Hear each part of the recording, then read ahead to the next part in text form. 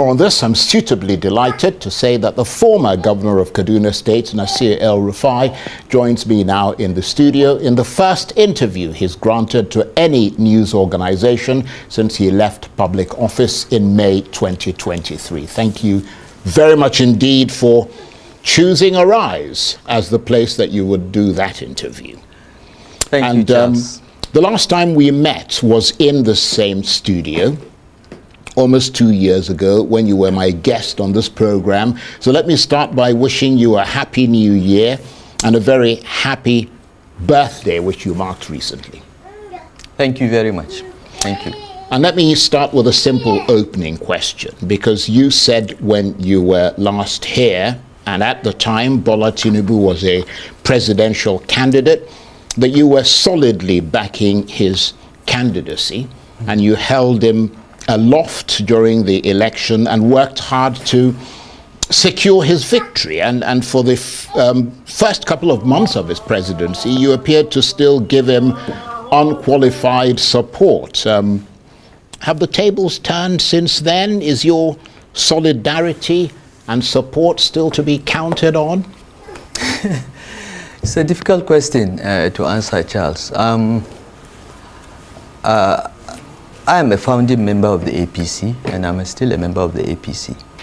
But I have concerns about how the party is being run or not being run at all, and I've expressed those concerns.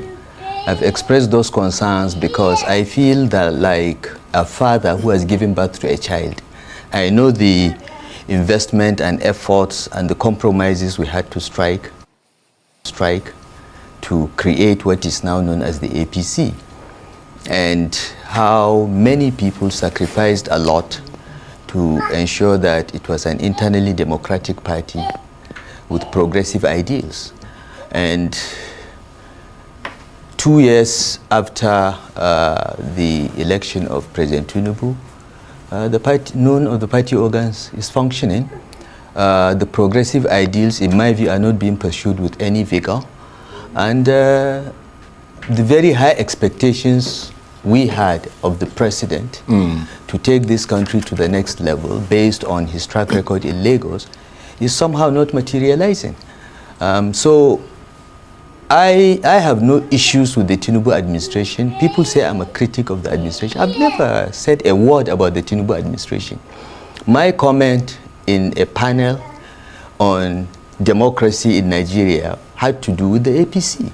I've never, since I left office and the president begged me publicly to come and serve in his government, I had my plans, and I told President Tinubu from day one, when he asked me to support him, I said I would, but I don't want anything, okay? Because politics in Nigeria is always about, what do I get for giving you support? I'm not in politics for that reason. I'm not in politics to get anything. I have a surname. I'm a self-made man. I have made my money before coming into public office. I don't need anything. After 8 years in Kaduna, I was nearly burnt out. I was struggling for 8 years, and I wanted to take a break, and I had my private plans. The president publicly appealed to me to put my plans on hold, and through 2 months of negotiation, we finally agreed that he would nominate me as minister, and there were certain conditions I attached to that. I think along the line, either the president changed his mind or something else, because please don't believe the story that the National Assembly rejected me. The National Assembly had nothing to do with this. The president didn't want me in his cabinet. He changed his mind. Whatever it is, frankly, I don't care, and I told him, and I moved on. And since I moved on, I've not said a word. I've not granted any interview. I've not commented on the government. But it is within my rights as a founding member of the APC, as one of the 34 people that signed the INEC form that got the party registered. It is within my rights to ask, why is my party not functioning? Indeed. And that's all. And so, you know, I don't know if I've answered your question, but... Well, to some extent you have, but I'm going to press you a little bit more on that, because you suggested that there was, I mean, the impression that we all had was that you were nominated for a ministerial position, Yes. but that under serious scrutiny from the National Assembly, you failed to make the grade for security reasons. But you're saying that that was not what turned the tide of your support, that failure to win affirmation in the Senate. You're saying that the president decided that you were no longer going to be in his cabinet. I believe that. I believe he changed his What mind. makes you believe that? What security? What was the security issue? I have been a governor for 8 years in one of the most difficult states in the country. Okay? I have been minister 20 years earlier. I've been in public life in the last 25, 26 years. What is the security issue? Where is the report? What about other ministers far less qualified, far less experienced, with huge controversies around them that scaled through because the president made a call? So please leave that aside. I don't want to focus too much on that. Right. The president is a human being. He is entitled to change his mind. And it's not an issue. And it is a job I didn't want in the first place. So the slightest opportunity I had, the security thing was a good thing for me because it enabled me to say, Mr. President, I'm gone. And I went on with my life. Now, since then, has anyone released that report? What is the security issue? What is this? What is that?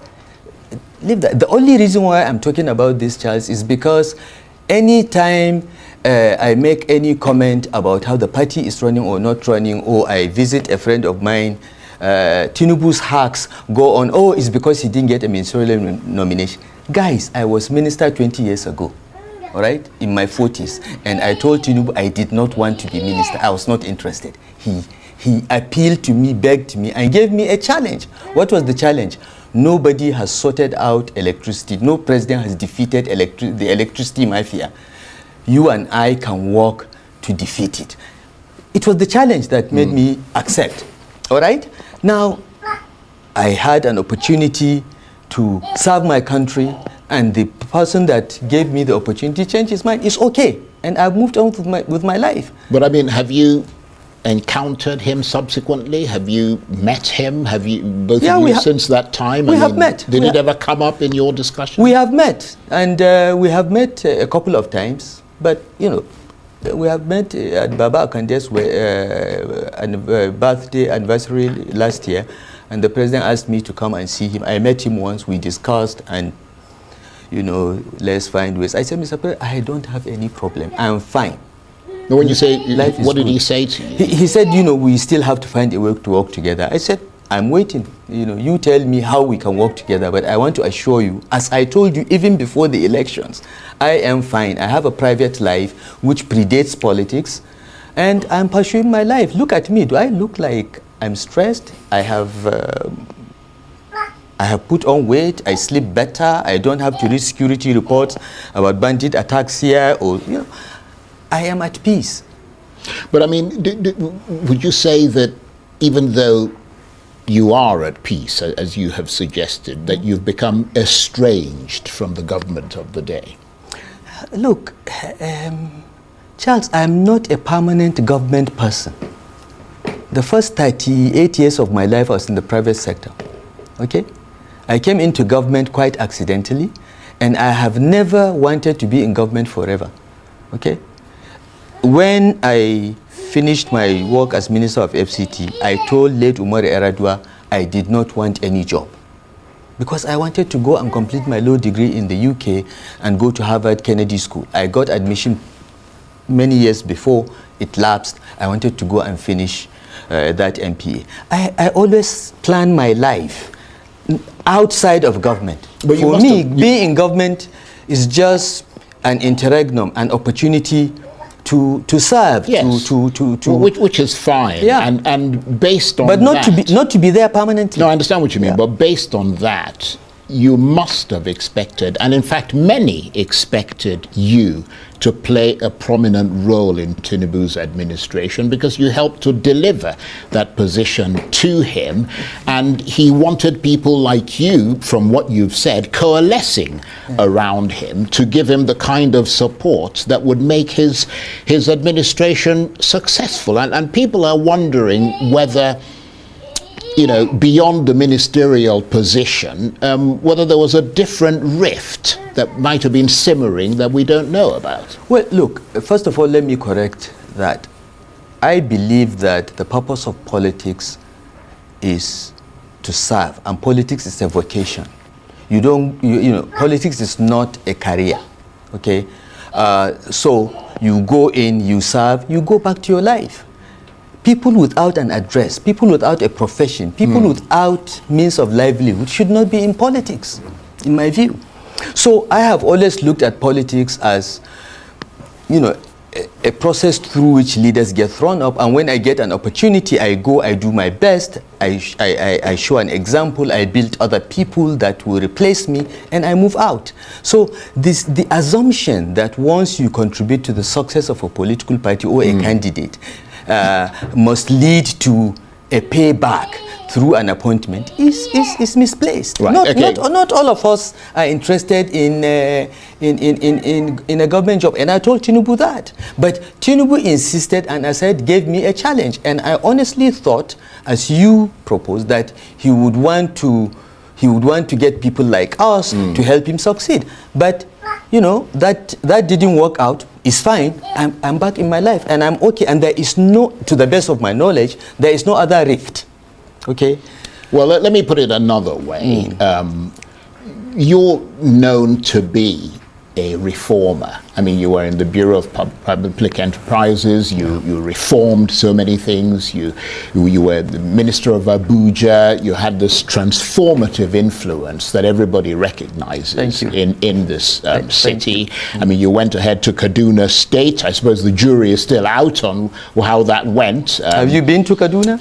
Not recently. The jury was concluded 2 years ago. But go to Kaduna. Don't listen to those. I will. Yeah. I certainly will. But I mean, the thrust of my question is that you are known to be a reformer. Yes. As I mentioned, over the years. Are you supporting President Tinubu's reforms? Look, I don't want to pass any judgment or make any opinion about the government, because anything I say can be interpreted as a criticism. Well, you either support it or you don't support it. No. I support some of the policies. Right. Which ones? Most of the economic policies are the right orthodox policies, okay? But the sequencing is wrong. The quality of the people implementing the reforms leaves much to be desired. And I think that some of the reforms are just wrong. You know, you don't target, you don't address food inflation by destroying domestic agriculture through importation, for instance. Food prices may be going down, but farmers are being impoverished because they are being made to compete with subsidized agricultural products from Europe and other countries. So I have issues with many of them, and you know, I'm in touch with many senior officials of the administration, and I give them my opinion privately. But I don't want to go beyond that, because you know, tomorrow they will say, oh, it's because he was not minister. Guys, I was minister 20 years ago. I'm beyond that. Okay. And indeed,